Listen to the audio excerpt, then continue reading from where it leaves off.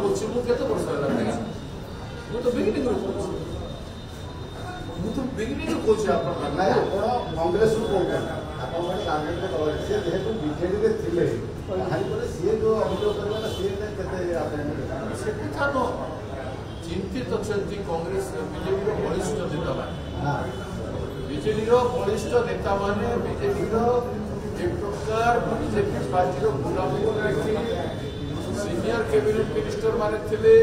आज भी senior MLA माने अच्छा जो माने विचारधारागत राजनीति कर बीजेपी विरोधी राजनीति कर आज पर्यटन बिजू बाबू सागर थे रमेश बाबू सागर थे अच्छा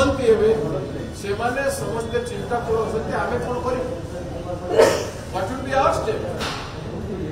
This remains if this remains as the status quo of BJD. ये बड़ा व्यवहार जैसे क्षेत्र में विजु जनता दल गरीब राज्य कि विधानसभा तार विधायक मान चिंतित एवं विधानसभा बाहर अन्य नेतृत्व जो निर्वाचन लड़ी लड़ाई चाहते